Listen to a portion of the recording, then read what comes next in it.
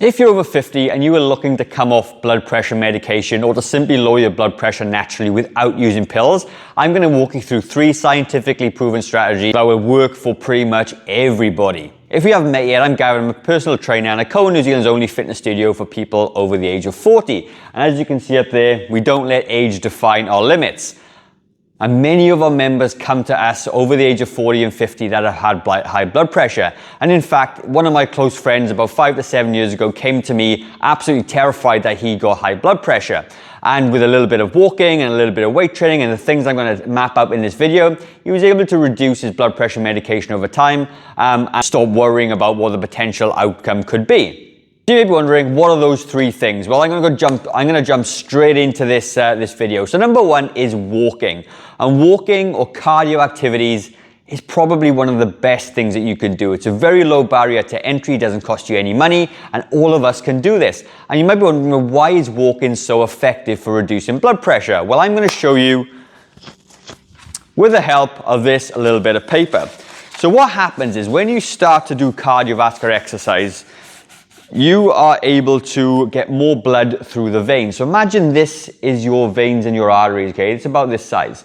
Now, if you start doing cardio, something happens called dilation, and the blood vessels and arteries open up a little bit. So as you can imagine, a bigger pipe means more blood can get through the pipe, and the pressure is reduced. Because if you've got a really small vein and trying to get the same amount of 8 pints of blood through that all the time, it's going to be very, very difficult, and your blood pressure will sort of be very, very high because it's such a small tube. So when you open those up a little bit, you get more blood through it, and it ultimately will reduce your blood pressure. So you may be wondering, well, cardio is fantastic. How much cardio should I do? Well, the really good rule of thumb is 150 minutes of cardio per week. And honestly, guys, the best thing you could be doing is walking around as well.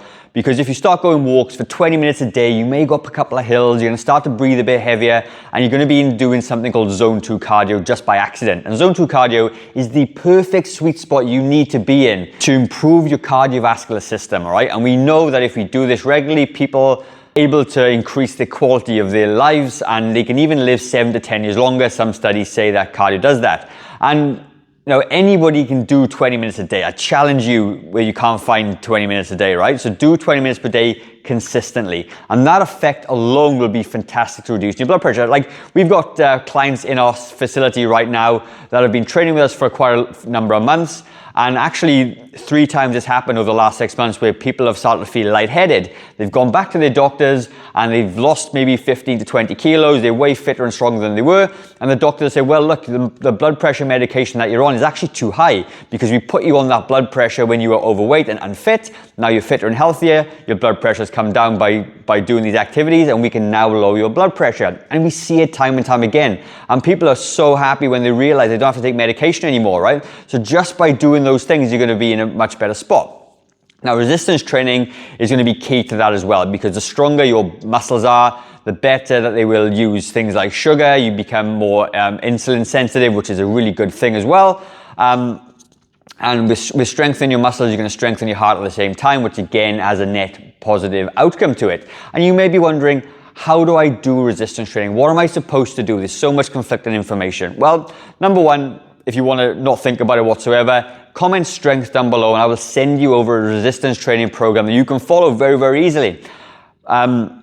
It's designed for people over the age of 40. It's designed with injury in mind, okay? So a fantastic resource for you to get started. But if you don't want that resource, not a problem. You basically pick one exercise for each body part. You do a leg strengthening exercise, something like a squat. You could do a back exercise like a 4-point kneeling row. You could do a chest press exercise like a press up or something. You could do a shoulder exercise like pushing a weight above your head or side lateral raises. You can do a core exercise as well, and that will give you pretty much everything that you need to start resistance training. And you think about how many reps, how many sets? Well, it's very, very simple. Rule of thumb is 12 to 15 repetitions. And all that means is you move the weight 12 to 15 times. It could be 12 squats, 12 press-ups, 12 push-ups, okay?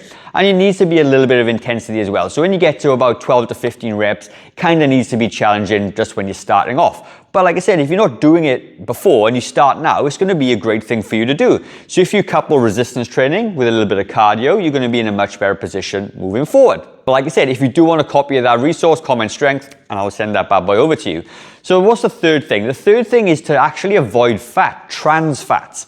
And trans fats are things that are found in cookies and cakes and all the stuff that you love to eat, okay? And if you can reduce those fats as well, you're going to have a much better time, because what happens is those fats tend to lay down the plaque within your arteries. They're chemically altered to maintain solid at room temperature, and they just line the arteries, okay? And like I said, if your arteries and your veins become smaller, maybe not because the arteries and veins themselves, but because there's plaque inside, and that hole becomes very, very small. You can imagine putting little obstructions in that hole.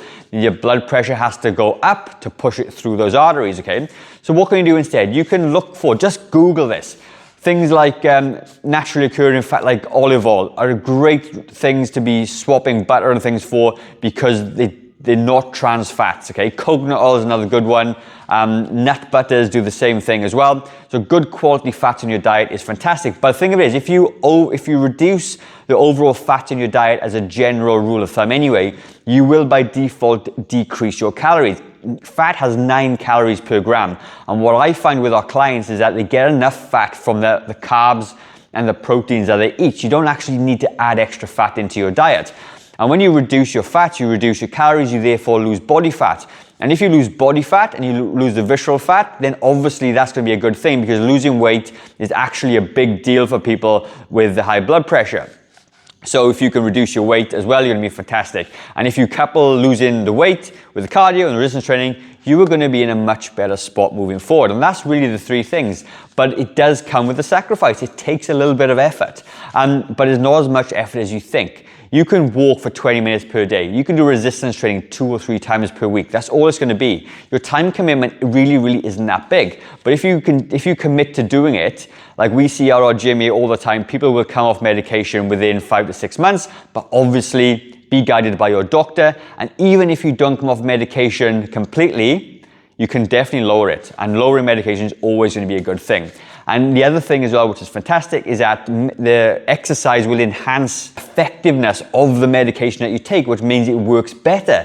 And by default, you can take less of it, right? So that is my 3 tips, scientifically backed. Go and Google it if you don't believe me, it's cool. But these will really help you, okay? And they seem simple, but they really are. High blood pressure doesn't need to be a life sentence. You can absolutely come off it by doing those 3 things. Now, I'm gonna leave a video in the top corner, which is actually gonna take you through a full body strength workout. You can follow along. I'm gonna be your personal trainer for the day, and you do that, that's gonna be perfect. And again, but if you do want a copy of the PDF, comment strength. But otherwise, I'll meet you on the other video. I'll see you soon.